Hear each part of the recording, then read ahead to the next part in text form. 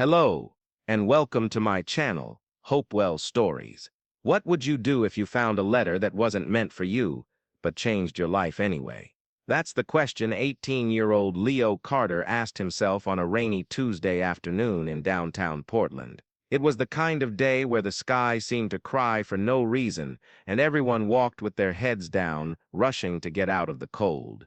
Leo wasn't rushing. He had nowhere urgent to be. He'd been adopted when he was just a few days old. His parents, Maggie and Tom, were kind, loving people. They'd raised him in a quiet neighborhood with a big backyard and a dog named Scout. But ever since he turned 16, Leo couldn't shake the feeling that something was missing. He didn't look like his parents. His dark, curly hair, olive skin, and green eyes stood out in a family of blondes with blue eyes.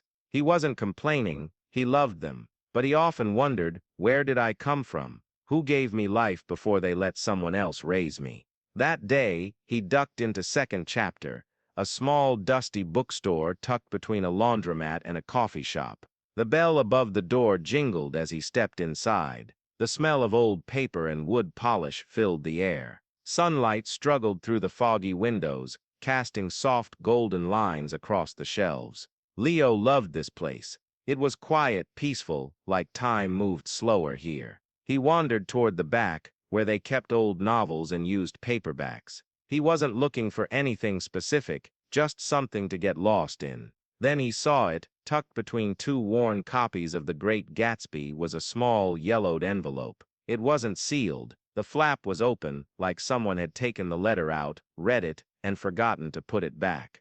Leo picked it up. His name wasn't on it, but written in faded blue ink were 3 words, "For my son." His heart stopped. He looked around. No one was watching. The clerk was busy at the register, helping an older woman with a stack of mystery novels. Leo's hands trembled as he pulled out the single sheet of paper inside. The handwriting was shaky, like the person had been crying while writing. "Dear son, if you're reading this, I hope you're safe. I hope you're happy. I named you Leo because it means lion, strong, brave, fearless. That's what I wanted for you. I couldn't raise you. I was too young, too scared, but I carried you for 9 months. I felt you kick. I sang to you, and when they took you away, my heart broke into pieces. I left this letter in a book I loved, The Secret Garden. I used to read it when I was sad. If you ever find it, know that I thought of you every single day. I don't know who you are now, but I hope you're kind.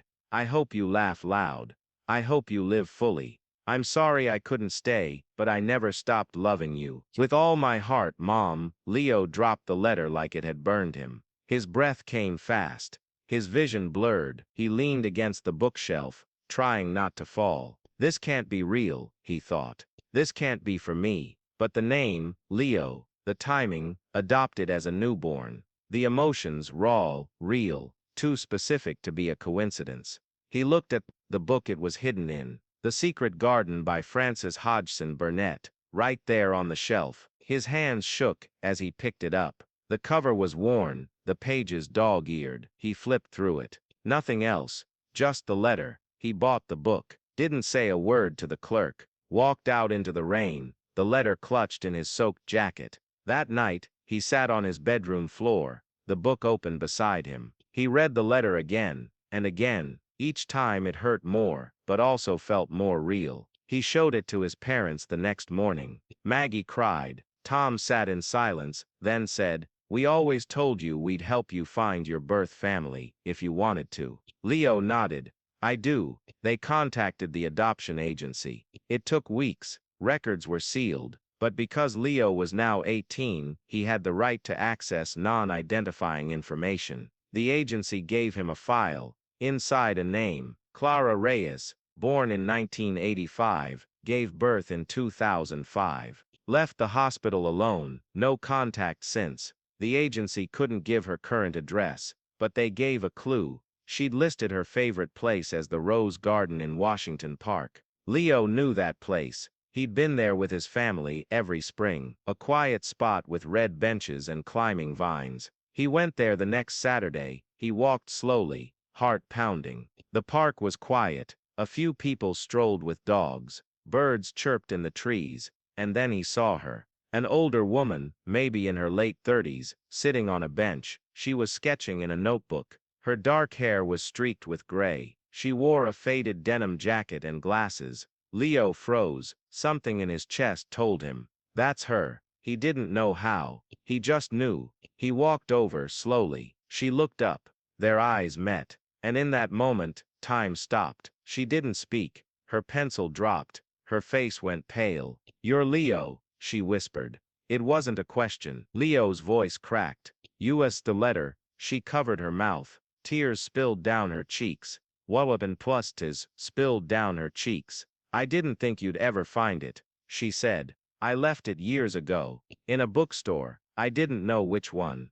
I just hoped." They sat together on the bench. Leo told her about his life. His parents, school, his love for music. She told him about her. She'd been 20 when she got pregnant. Her family was strict, religious. They told her to give the baby up, or be disowned. She was scared, alone. She chose adoption, thinking it was the only way Leo could have a better life. "I never stopped thinking about you," she said.